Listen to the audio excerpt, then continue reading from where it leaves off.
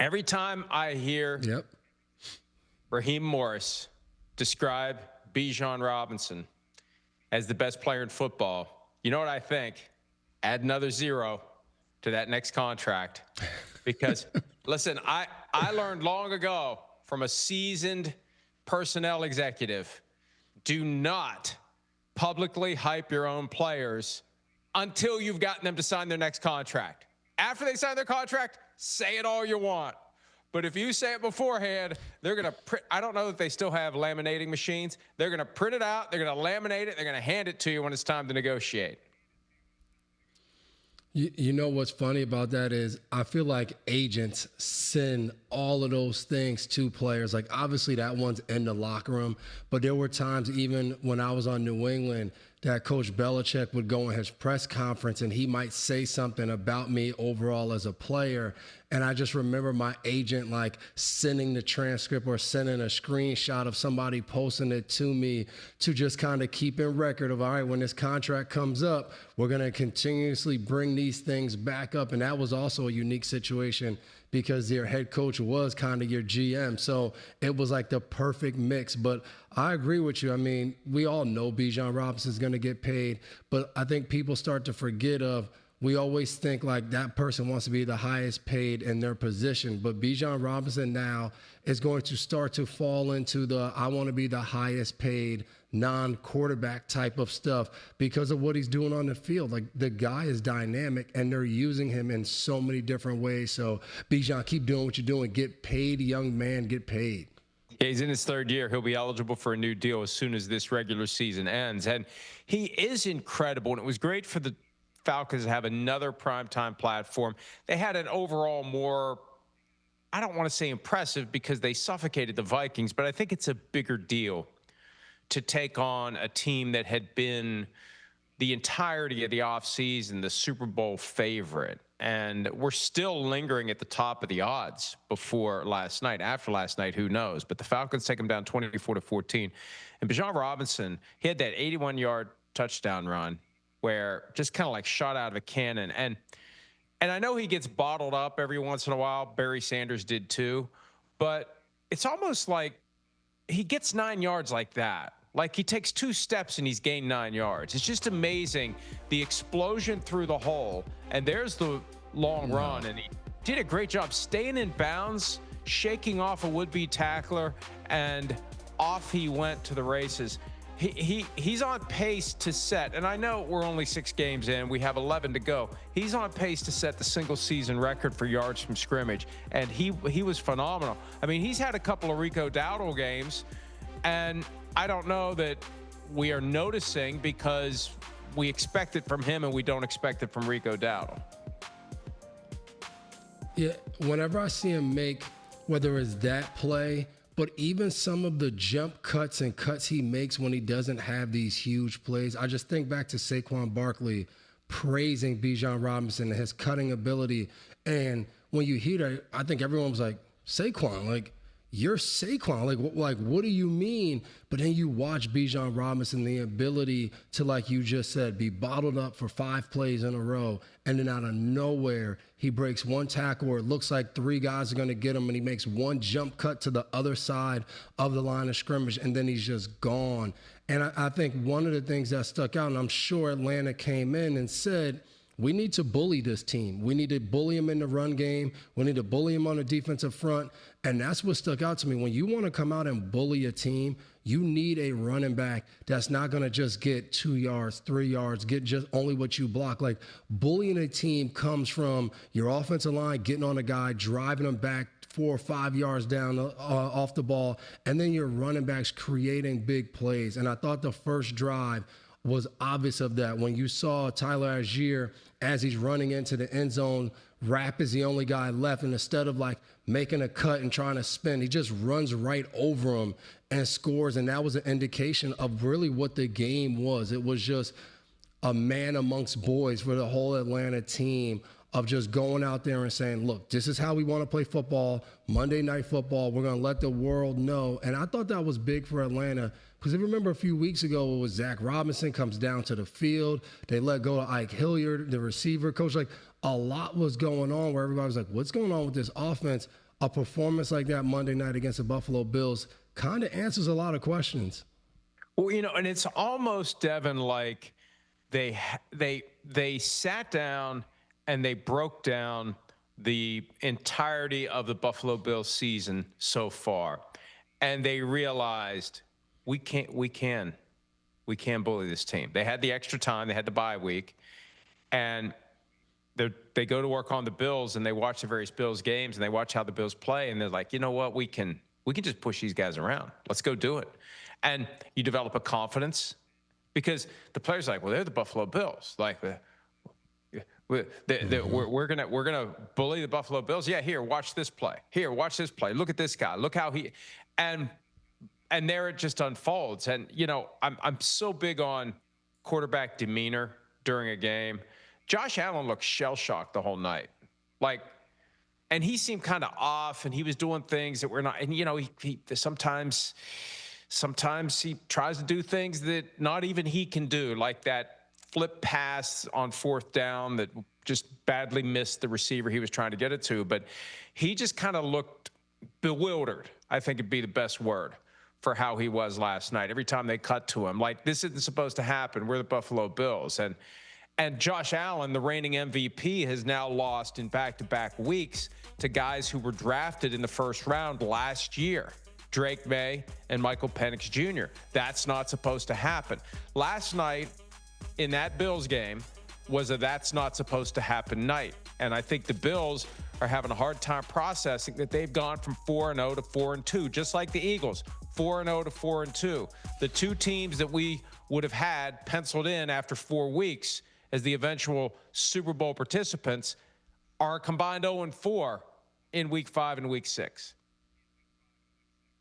And I agree with you. I think that's what made the Atlanta win special, because what we often see in the NFL is like the great teams or the great quarterbacks, there's always usually a statistic that comes up is what is their record after a loss or after two. And for Atlanta, playing the Buffalo Bills after losing last week's Sunday Night Football to the New England Patriots, I think the expectation was, this is tough for Atlanta. Like, if Buffalo would have won last week, maybe they could have caught them sleeping. But you're like, man, the Patriots go up and beat them in, but like, this is going to be rough for them, and they still go and get the win. And I think a part of Josh Allen's frustrations are all of these injuries are starting to catch up with Buffalo. It's like every other game, there's an injury. Matt Milano comes back last week, then he's out this week. Then Terrell Bernard goes down. Josh Palmer goes down after having early in the game a big catch on a deep ball.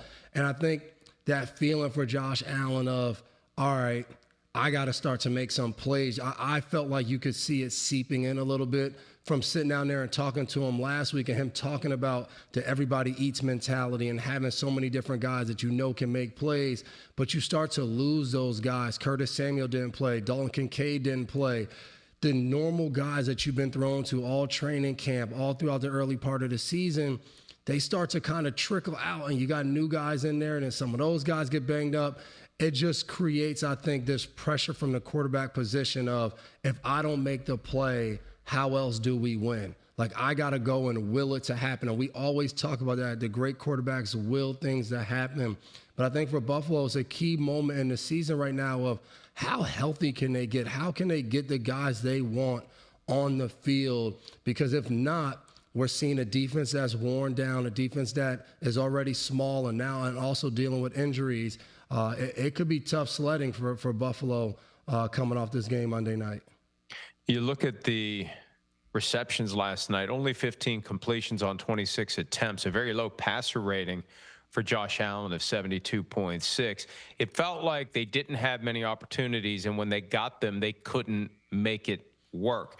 They got momentum back after that play at the end of the half that looked like a touchdown, that looked like the backbreaker that would have made it 28-7.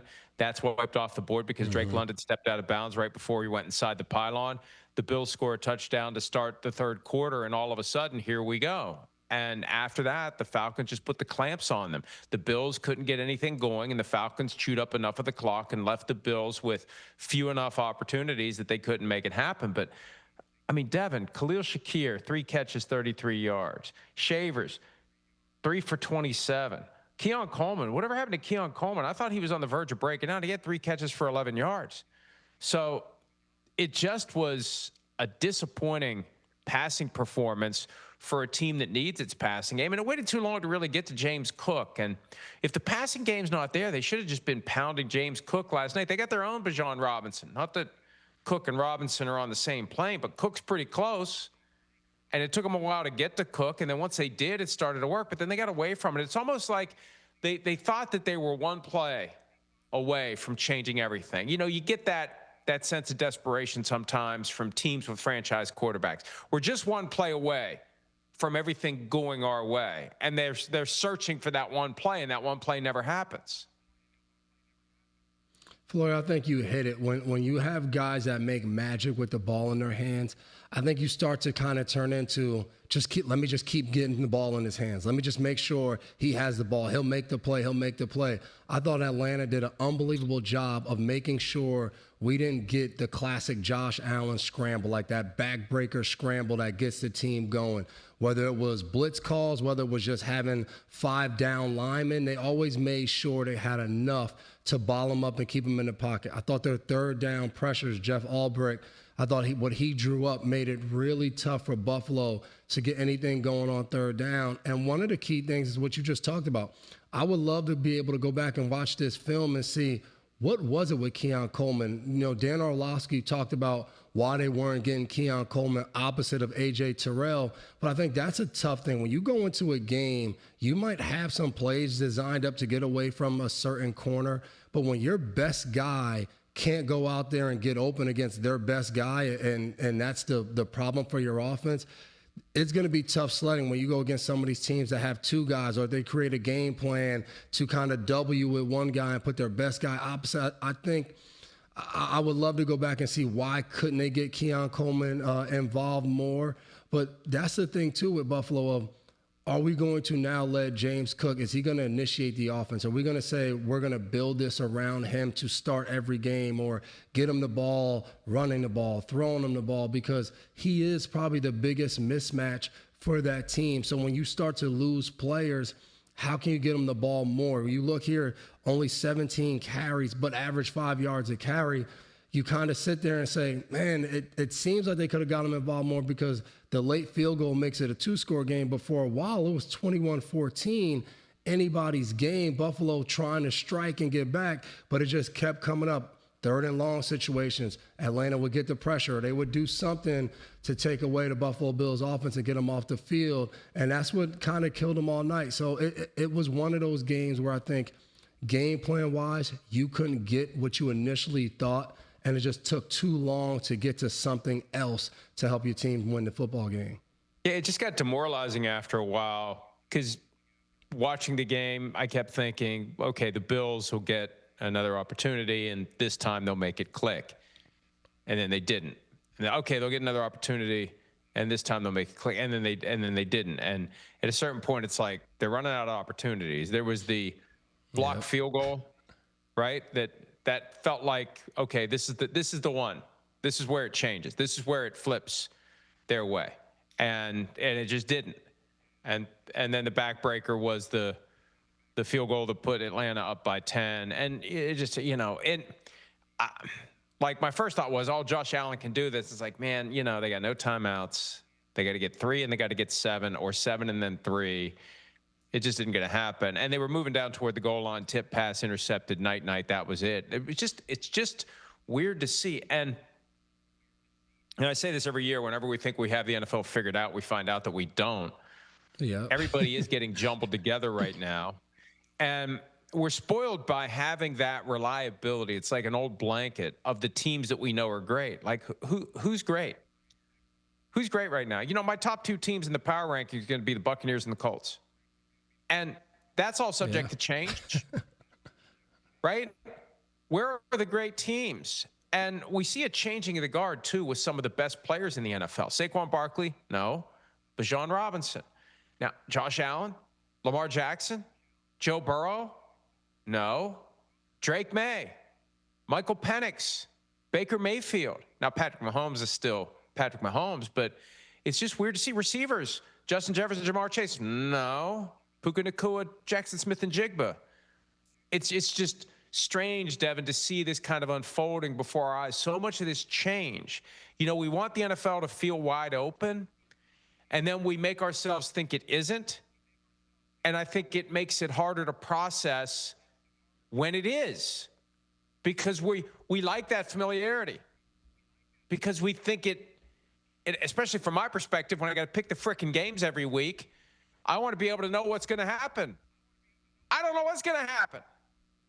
I'm on like a streak of 9 straight losses in prime time. I don't know what the hell's going to happen. And part of me loves it, but part of me hates it because I don't know what's going to happen. And people expect me to know, hey, who's going to win tonight? I got no idea. Watch the game and find out. That's going to be my standard answer from now on. It's true. I think especially with some of these games, I look back to when Minnesota and Atlanta played Sunday Night Football, and we're like, oh, J.J. McCarthy had this great second half. Oh, they're going to get rolling. Then you watch this game, watch Buffalo and Atlanta. You're like, okay, we know what to expect, and we'll hit it later on. But even Chicago and Washington, you're like, Jaden Daniels is, NFC Championship game last year. He's going to come out Monday Night Football, state his claim, should have been drafted over K. Like all of these storylines are bubbling in our head, and it doesn't work out that way. And I think what you just said is so true of, what you see happen is teams start to dominate year after year after year. Why it's so special to look at the Kansas City Chiefs or the New England Patriots from years ago is every team the whole offseason, they start to scheme how to beat you. And then somebody goes out there and plays well, whether it's you have a great defense and an offense, comes out and dices you up, or you have this amazing quarterback and it gets bottled up for 2 games by somebody. Everyone copies that blueprint, but they don't just copy it. They study how their team matches up, which player can fill this role, which player can fill that role. And when you can overcome that year after year after year and still go out there and win games, it shows how much you're putting in, what your guys are doing to develop, how you're staying on top of it from a front office standpoint of bringing in players and make you better. And what we're seeing right now is it feels like some of these teams are catching on and figuring out how to be good and how to come and play against those better teams. So when you talk about a Baker Mayfield or a Daniel Jones leading the Colts and the Bucs, you look and you say, these teams, well, the Bucs have been good. They've just been right below the kind of cusp of getting over the top. The Colts have been building slowly, and you see how they built. When they went in the draft, who they're trying to get, how they're trying to build this team. And I think what people have to start to realize is teams are starting to be built to beat other teams. And that's what you have to do. If you see a team that's dominating and they're playing at a high level, you can't just sit in a dungeon and say, this is what I think makes a team good. No, you have to build teams to beat those teams. And I think we might be starting to see that change. There's enough good young quarterbacks that they're going to start to be like, man, I'm tired of being listed. Baker Mayfield, I'm tired of being listed under those top 4 guys. I'm as good as those top 4 guys. Put my name in that category. And we're seeing that. And, it's unfortunate what's happening with Dallas's defense because Dak Prescott is having that type of year at the quarterback position as well to put his name in that discussion, that if his defense was just half as good as the offense, we would be sitting here saying, man, the Cowboys look damn good and they're whatever, 4-2 or something like that. But their defense is so bad that we're not seeing it for another quarterback that's playing tremendous football. Hi, it's Mike Florio. Thanks for watching PFT on YouTube. Hit subscribe for the latest news and analysis from Pro Football Talk.